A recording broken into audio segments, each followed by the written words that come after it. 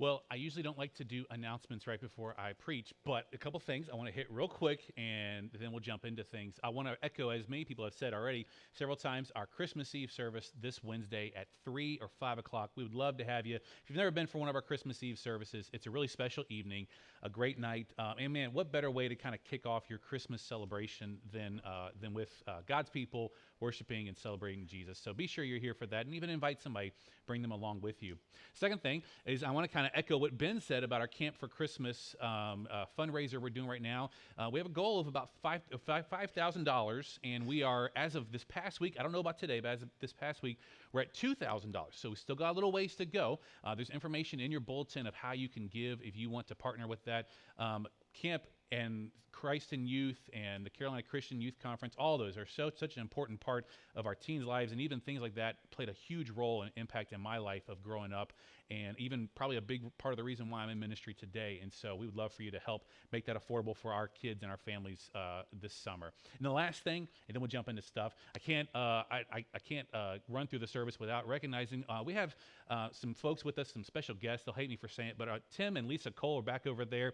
Tim is the executive director of Waypoint Church Partners, one of our missions that we support as a church family, and his wife Lisa is also on staff. She works with the care for the church planter spouses, and so a real vital ministry there as well. So they kind of popped in. They heard it was Christmas Cookie Sunday, and so they said they would be here. No, I'm just kidding. They show up today. Really great when they pop in for a surprise, and so we're excited to have them here and for the ministry we get to do together in our area and beyond. So have you ever tasted something or experienced something so good that, like, in that moment of tasting it and experiencing it, you just think to yourself, man, somebody else has got to try this? Or even like a person pops to mind, like, I have got to share this with so-and-so. Maybe it's your spouse, maybe it's your best friend, or like a coworker or something like that. We've all had those different times. And one of my favorite things about this time of year is, of course, the Christmas goodies. And, people like to joke and say that Christmas calories don't count, and we'll all just go with that for the season and pretend that that's actually true. But it's interesting how you come around to this time of year, and even like on TV, there are special baking shows that have a theme centered around just Christmas and the holiday treats that are made, everything from the cookies, the fudge, the sweet breads, the specialty drinks. I mean, our kitchens are cranking out all kinds of different fun things. The restaurants put out their holiday menus and special things that only come around this time of year that you don't get any other time of the year. And I would guess that even within your family, I bet there are some of those like traditional things that so-and-so always makes every single year, and you look forward to those every year and the opportunity, and you never want to miss out on it, right?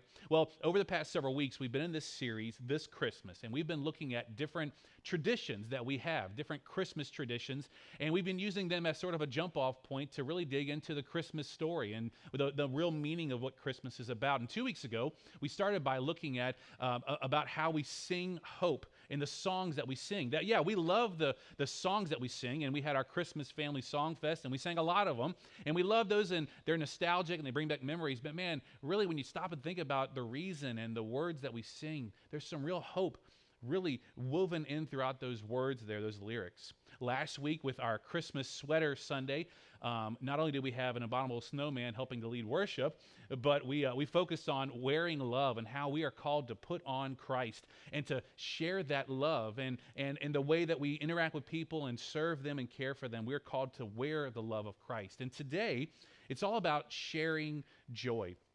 There's a story that I read about an Ohio grandmother who was famous for making her Buckeyes. Now, if you don't know what a Buckeye is a peanut butter ball that's been dipped in chocolate, and they're great.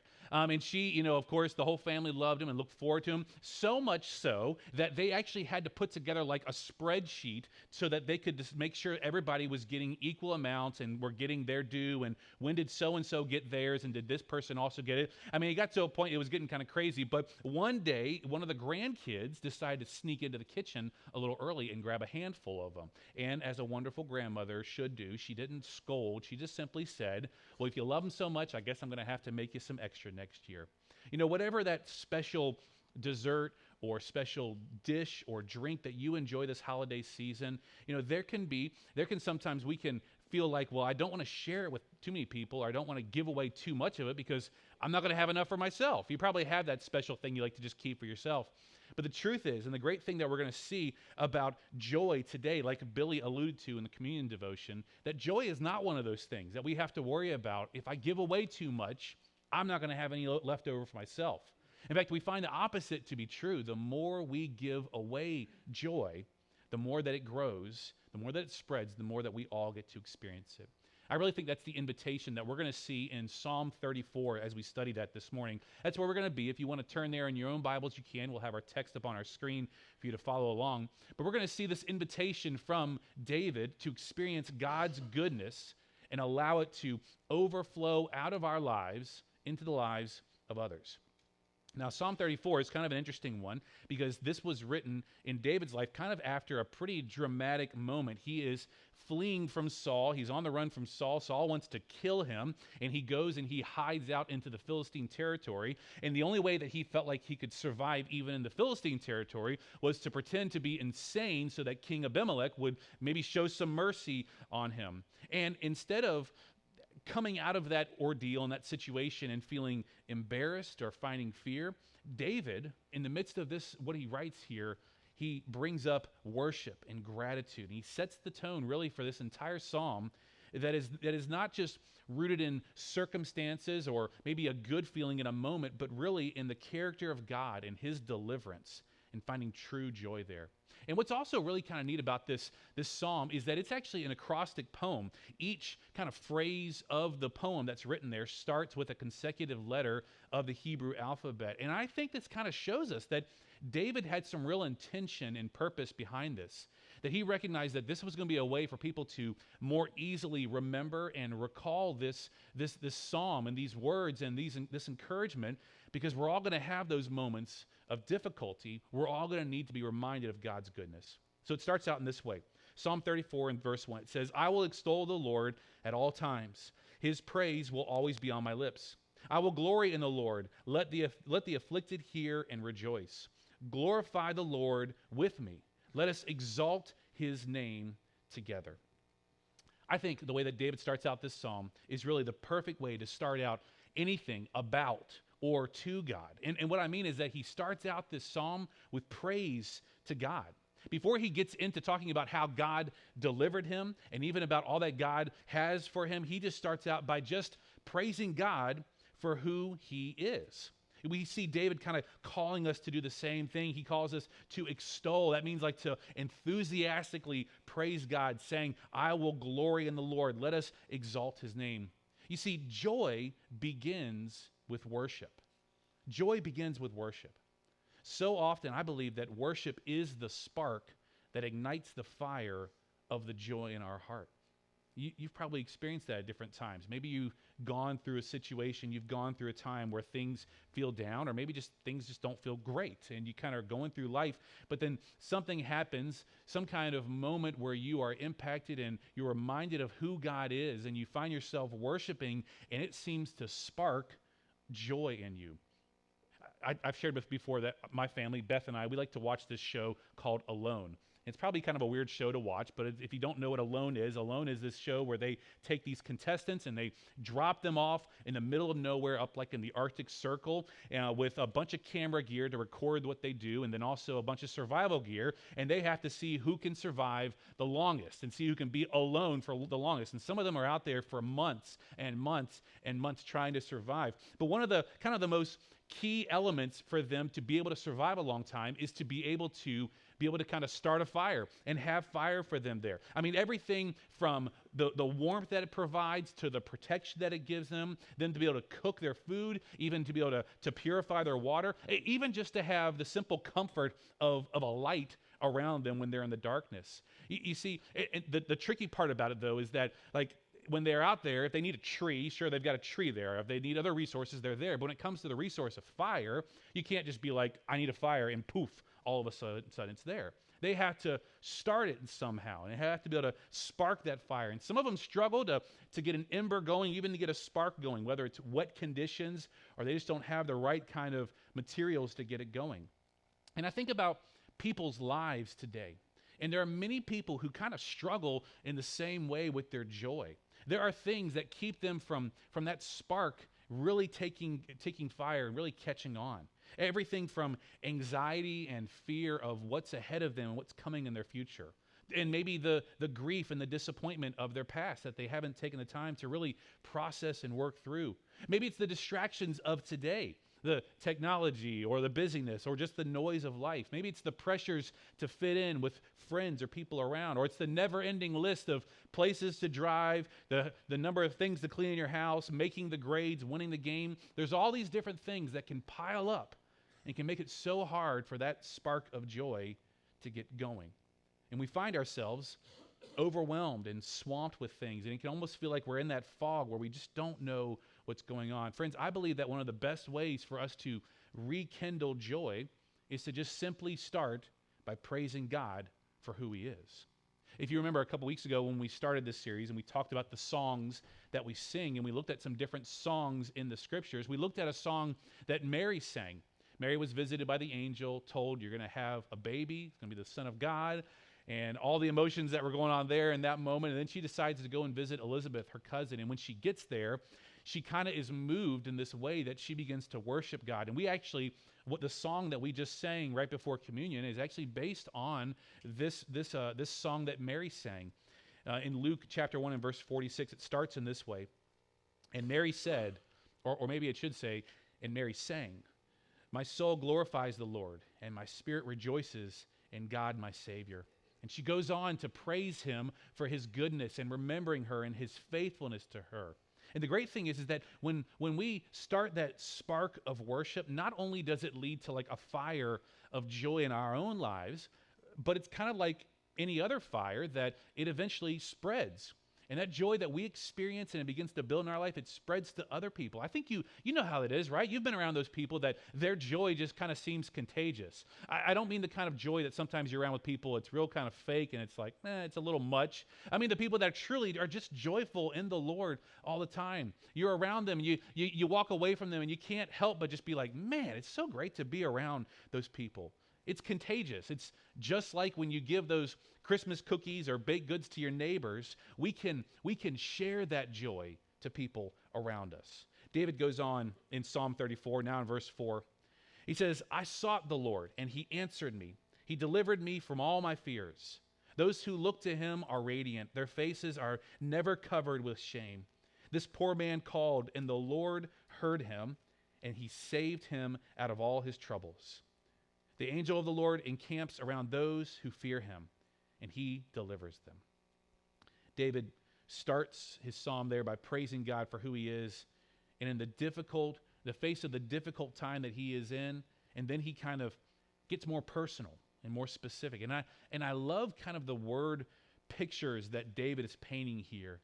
Talks about, he says, this poor man called, and the Lord heard him. And that's powerful imagery when you stop and think about it. The poor person, the person that has nothing to offer. And not only just monetarily poor, but even the one who is poor in spirit, poor in hope, poor in joy. He says, this poor man, and did you catch the comparison on the other side? He says on the other end, the Lord. And if you look in the original Hebrew text there, it's not just like Lord as in like a title of someone in charge. This is the proper name of God, Yahweh. He's saying that I called out, this poor man called out, and Yahweh answered back. David isn't saying a God helped me or some higher power answered my prayer. No, he is saying Yahweh, the God who rescued my ancestors, the creator of the universe, who keeps his promises. He says he knows me personally. He heard me and he delivered me. And it emphasizes that God is not a distant, far off, generic idea, but that he rescues us. Those who find ourselves in fear and in trouble, God is committed to his people. And he gives weight to David's testimony that God answers, delivers, and he surrounds his people with protection. You see, joy is strengthened by God's work. When we find that joy and we're reminded of God's goodness, and then God steps in and he does his great works and he takes care of us, it just kind of adds to that fire. It just builds up that joy that we experience. Joy is started when we, no matter the situation, put our focus and our attention on God and his goodness. And then it's strengthened as we see God continue to deliver us. Like how God stepped into the furnace and stood there with Shadrach, Meshach, and Abednego. Like when he stayed the night in the lion's den with Daniel. Like when he sustained Jonah for days in the belly of the fish. When he comforted Elijah in his time of depression. When he stepped into humanity through the birth of Jesus and came close to us and lived and died for us. God doesn't always work in a situation where he changes our circumstances.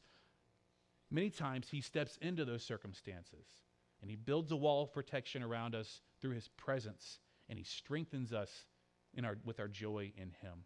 You know, several months ago, we were studying the book of Philippians, and we saw how Paul wrote the book of Philippians to the church in Philippi, and he was writing while he was under house arrest, and he's waiting to go on trial before Caesar, and he, even in other parts of his letter, he's kind of saying, look, I don't know how this is going to pan out this time, and there's almost like this tone of Paul being unsure of whether or not he's going to make it. And in the midst of all that hardship and difficulty, do you remember what he said? We read it back then. It's in Philippians 4:4. Where Paul instructs them and says, rejoice in the Lord always. I will say it again, rejoice. Let your gentleness be evident to all. The Lord is near. Do not be anxious about anything, but in every situation, by prayer and petition with thanksgiving, present your requests to God. And the peace of God, which transcends all understanding, will guard your hearts and minds in Christ Jesus. When we recognize that God is with us and that he is working in and around us, man, it should reassure us. It should bring a sense of calm and peace and hope.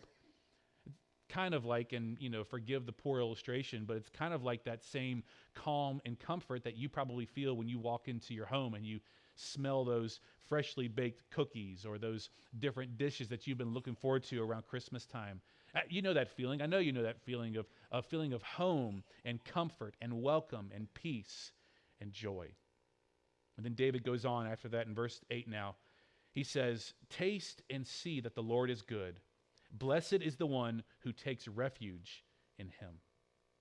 David makes a real shift in his tone here. He goes from personal testimony of expressing all that God has done for him and cared for him, and now it's more of an invitation to us to experience the same thing that he's experienced. And after David talks about God's rescue in his own fear and his own danger, David moves from like a narrative, a story, more into like these instructions and calling to us to taste and see.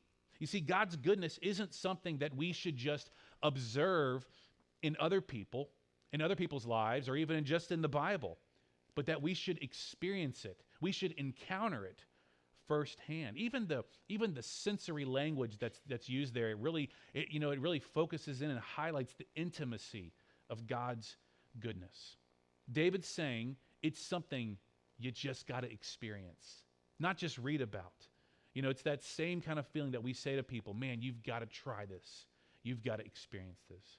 David has that reaction that we might have whenever we experience those things around this time of year that we love, we look forward to so desperately. It's that sense of being reassured of God's goodness and then wanting to share it with someone else. It's the same reaction that we actually saw the shepherds have after they finally come and see Jesus.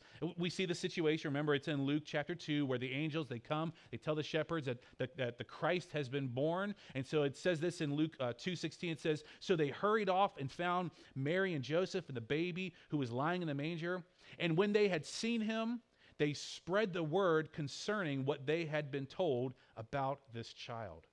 They wanted to tell others. They wanted to spread the word, which is really and truly what the Christmas story is all about. It's about sharing the good news, sharing the news of joy, sharing the news that was brought to Zechariah and Mary and Joseph by the angel, bringing that great news that would bring great joy to all the people. And even the angels, they showed up to the shepherds and they share that news. They go experience it. They want to share it with others. Even years later on, when the Magi come and they see Jesus as a young child and they experience what they had only been learning about and wondering about. And I'm certain when they went back home, they had stories to tell and joy to share.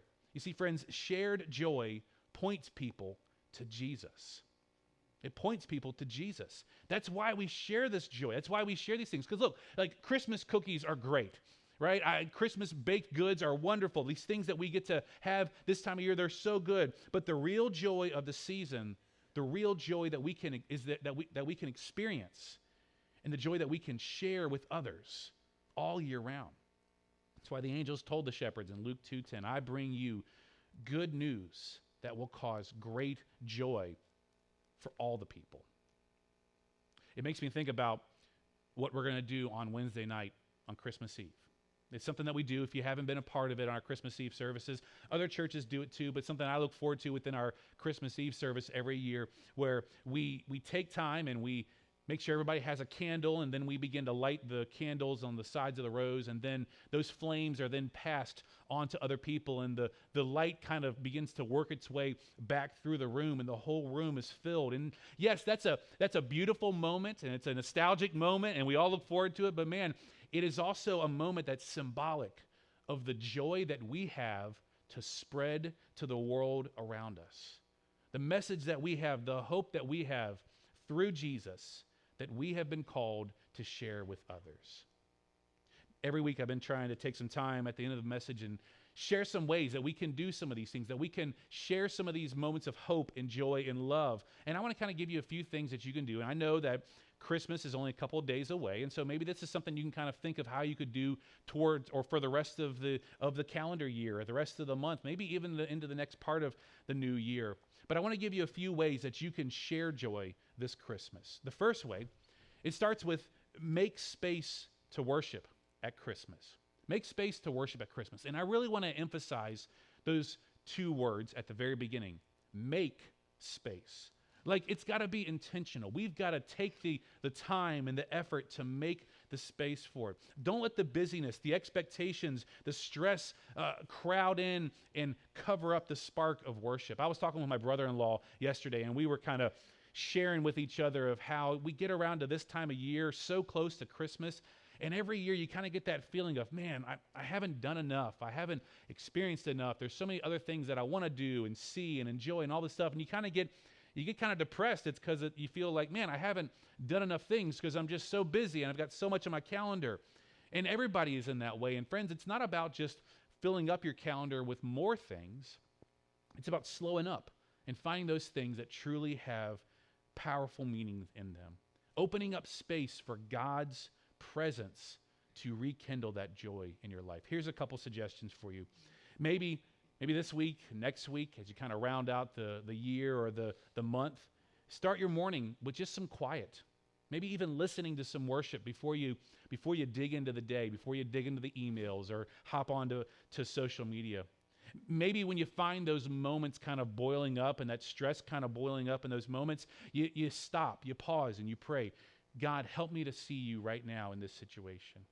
Maybe you take the time over these next 2 weeks, and each morning you take some time to read the Christmas story, whether it be from Matthew or Luke or John, and read them over and over again. Yeah, I know it's 2 weeks of reading the same thing, but I guarantee every single time you read it, you're going to notice something different. God's going to speak to you in a different way.